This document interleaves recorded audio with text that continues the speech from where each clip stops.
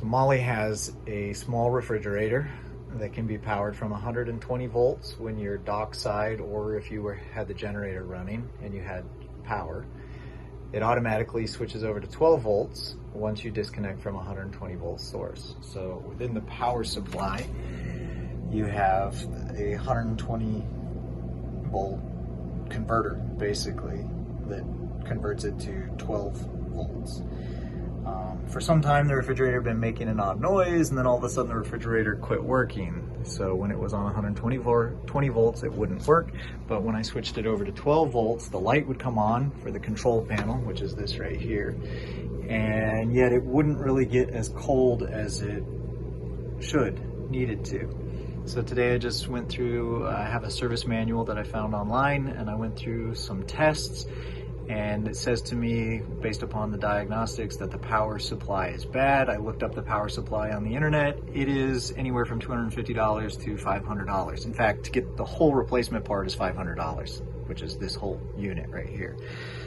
But I got to thinking, you know, I can omit the 120 volt side and just stick strictly with the 12 volt side. So following the wires in here, you can see where 12 volts comes in and then is passed through the 120 volt circuit board and converter, and then gets sent out to the 12 volt side of the control panel for the refrigerator. So my thought was, why not just bypass the 120 volt side altogether? So I hooked up a couple temporary leads, hooked them up to the 12 volt supply for the refrigerator, and put my voltmeter for part of the test here at the compressor. I should see here between 15 and 25 volts AC, which before, when I'd done the diagnostic, I was seeing 0 volts AC, which led me to figure out that the power supply was bad. But now when I do this, and let's see, I can go ahead and do it. I'll power up the refrigerator, and I'm supposed to see between 15 and 20. I think that's what the service manual says. Let's see. Let's find this. Yeah, 15 and 25 volts AC. So when I do it now, let's see, I'll go ahead and power it up. I think I may have turned the switch off at the panel though, maybe. Yeah, I did. So let's turn the switch on at the panel. So we have 12 volts. There's the refrigerator, 12 volts. Turn this on, you'll hear the fan. This fan is noisy, so I need to figure out what's going on with that, but I'll turn it on.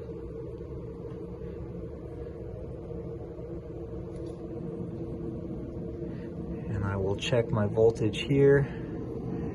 AC setting, I'm seeing 19.9 right now, and it's supposed to be between 15 and 25. Yeah, there's 20. So if I turn it off and I connect this wire to the compressor, like that. Now you'll hear the noise, sorry. And I turn it on. Oh, there goes that fan. Oh, making a lot of noise. Gonna have to get a replacement fan, as it turns out. Everything should be operational now. So we'll check and see. The diagram here, taken from the service manual, illustrates what I did. I took the 12 volt DC out from the right hand side there, that circled portion from the 120 volt power supply, and connected it directly to the 12 volt input there on the left, that circled portion. Unfortunately, I don't have video of this, but you can see in this image the 12 volt out from the 120 volt side of the power converter. So I cut those wires, and you can see the butt connectors here, joining them to the 12 volt coming in, effectively bypassing that 120 volt circuit. And sure enough, refrigerator worked, 38 degrees in the fridge, 6 degrees in the freezer.